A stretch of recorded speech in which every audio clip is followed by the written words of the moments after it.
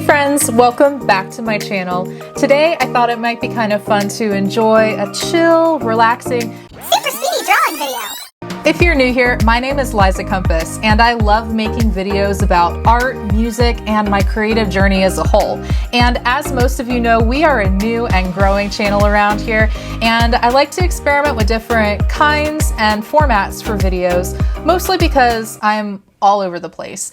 And also because I just really have a lot of ideas for this channel. But like I said, I really wanted to draw with you guys today, so last week I posted to my Instagram story what animal you think I should do for a time-lapse video, and the answers I got were insane. There were a lot of really creative responses, and so many that I had a difficult time choosing, so I did not pick one. I picked two. And again, thank you so much to Frankie and Nikki from Instagram for your amazing suggestions, and to everyone else who participated. I love interacting with you guys on social media, so if you haven't already followed me on Instagram, please go check out my page after this video. I will leave all my links in the description box below. Now, without further ado, let's get started. For this drawing, I'll be working on a gray tone paper by Strathmore with Prismacolor Premier colored pencils. This video is not sponsored, but I do genuinely love all of these materials and I use them constantly. I'm going to start by making an outline of my subject to establish where everything is in my composition and delineate important contrasts between light and dark as to not lose track of what I'm working toward as we go. I am using reference photos for both the fox and butterfly to make sure my final drawing is proportionally accurate and as close to life as possible.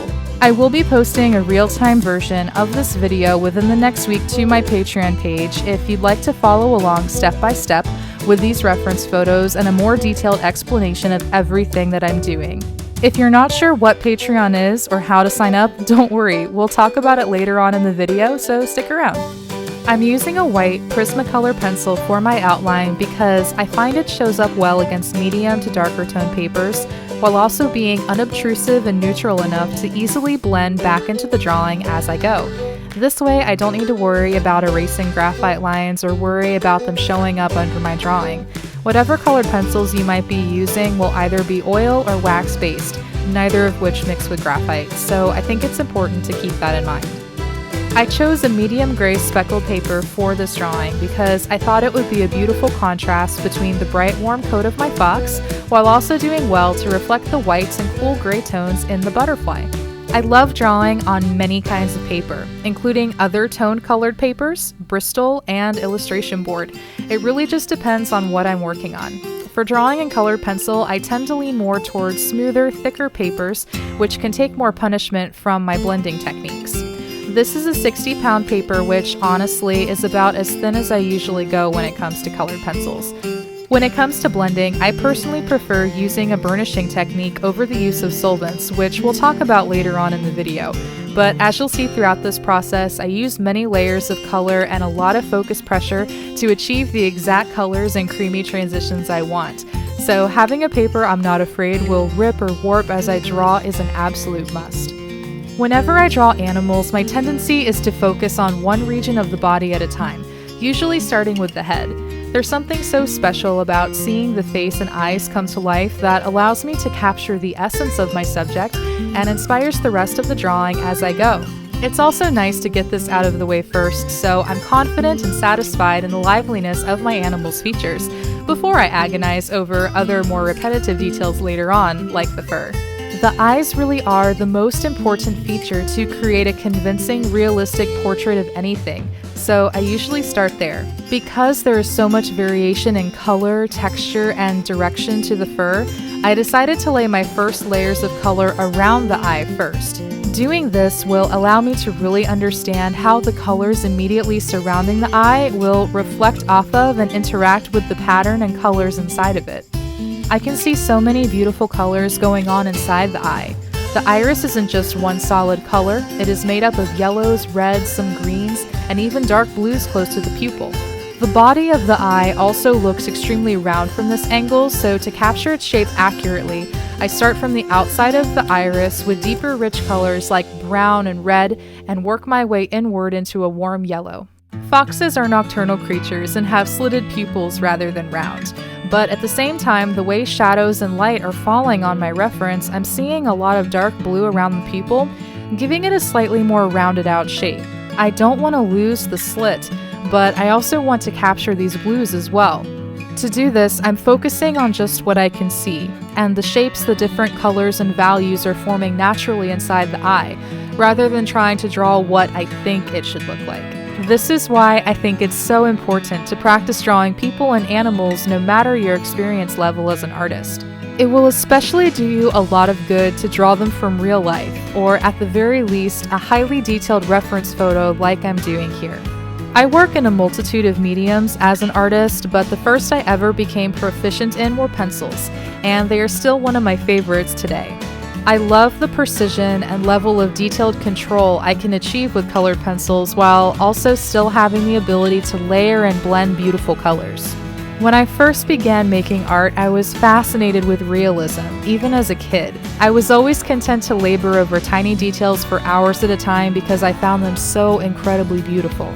I was especially mesmerized by textures found in the natural world. Even though my work today is more surrealistic and sometimes even abstract or stylized, I still have a deep love and appreciation for realism, which I try to revisit often to constantly improve and grow my skills as an artist. I adore animals, and I love how unique every single species is. Even a family of animals such as birds come in a plethora of shapes, sizes, proportions, colors. There is just so much to study and learn when drawing from the animal kingdom. It's so important to spend a lot of time observing the intricate textures present in your subject, especially if you're in the early stages of learning to draw. Whether your subject has fur or scales, feathers or fins, their distinct texture is created through the placement of colors and transition of value. The interaction and level of contrast between these elements are the things that can make all the difference between having your animal jump off the page or fall a little flat. Whenever I work in color, I try to stay away from using black as much as possible. Granted, sometimes black is necessary, and I'm using it in this drawing in certain parts of my fox because, well, they genuinely are black. There are sections of the bottom of the coat peeking through that are black and dark brown, so laying down some black sparingly will allow me to capture this variation as I build the coat over top with the other surrounding colors. Even so, I am not using black to make other existing colors darker. Color mixing can be tricky with colored pencils because most people tend to think of it as a vastly different medium from painting. But color theories and the concept of mixing and over-mixing colors is still very much the same. If you try to mix black into every color to create shadows and darker values, the result will ultimately be muddy and quite often tinged with odd colors you weren't expecting. Just like when you're mixing paint, you wouldn't want to add black to red to create a dark burgundy, but maybe instead you try using dark blues, purples, or even a touch of green, depending on how deep you wanted the color to be. These same concepts should be applied to colored pencils as well. Every existing color can be mixed from red, yellow, and blue, and this includes all grays, browns, and even black. Once you can train your eye to see colors as a mixture, it becomes second nature to pick up on more subtle tones and unexpected colors to incorporate into your drawing. If I were to take the ears and nose of this fox at face value, I might be tempted to simply fill them in black with some white highlights here and there. But again, I can see many colors interacting with one another in my reference photo. While the body and face have a warm, sunny, and bright complexion to them, the ears and nose are slightly cooler in color, in stark contrast to the rest of the body.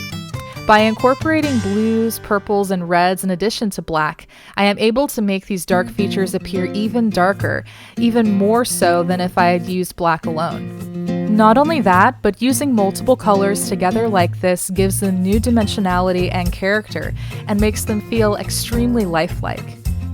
To begin the back, I'll start with the darkest parts of the coat first, which is mainly running along the parted fur. I really love how sectioned the fur is in this photo and how it parts to reveal the fox's dark undercoat straight down the middle, which is one of the biggest reasons I chose this particular reference photo in the first place. It's just so interesting and complex, and it adds its own movement to the composition. Because the fox's back is such a large area, I'm going to break down the color transitions I see to their most basic forms, laying down thin and even layers of yellows, oranges, reds, and browns in the areas where they are most predominant in the coat. Doing this gives me an accurate base color to blend into as I continue to add finer details. After doing this, I'm able to go in with other various colors over top of the base I've laid down. Using my pencils to give the fur direction and definition, I'm able to draw in shadows, highlights, and individual hairs by applying pressure and allowing the colors beneath to mix with these new colors. There are many techniques I could break down for you with just this drawing alone, so if you're interested in watching the full process of this drawing in real time with a full explanation of everything that I'm doing, I will have the entire 5-hour version available to view on my Patreon page within just a week after this video posts to YouTube. Patreon is a membership platform where you can access exclusive content created only for members for just a small monthly contribution. To become a patron, pledges begin at just $3 a month, and for just $5 a month, you can gain access to this video as well as a plethora of other bonus content I'll be creating for you on a regular basis. I mean, that's less than most cups of coffee these days. If you choose to support me, you'll be providing the valuable resources necessary to keep making even more amazing content for you guys. My Patreon page is brand new, and I'm super excited to begin flooding it with content beginning in June of 2020. I'm offering multiple membership tiers, each with increasingly awesome reasons to become a patron. Starting with the first tier for just $3 a month, you'll enjoy access to my Patreon-only feed to communicate and connect with a network of people just like you who can inspire and shape my work on a daily basis. Participation in polls and private discussion boards to shape future videos, exclusive access to my inspiration boards, writing excerpts, select sketches, and works in progress. And of course, access to participate in creative challenges each month that are only for patrons. And of course, for just $5 a month instead, you'll gain access to real-time videos like this one, other art-related videos created only for patrons, as well as many other benefits in addition to the perks already listed. In total, I have 8 membership tiers to choose from, each with their own growing list of rewards for all of your support. So if you'd like to learn more and immerse yourself in my world of art, music, and meaningful conversation, be sure to check out Patreon after this video. I'll have the link in the description box below. Thank you guys so much for enjoying this drawing with me today. If you liked this time lapse and would like to see more videos like this in the future, don't forget to hit like down below and leave me a comment letting me know what you thought of the video. I'm always open to your suggestions and growing together as a channel, and I love hearing all your feedback and suggestions for future videos. And if you're intrigued by me, my art, and want to see more content like this, don't forget to hit subscribe down below and join this amazing and growing family. Thanks again for stopping by, and until next time, stay happy, keep creating, and I'll see you in the next one.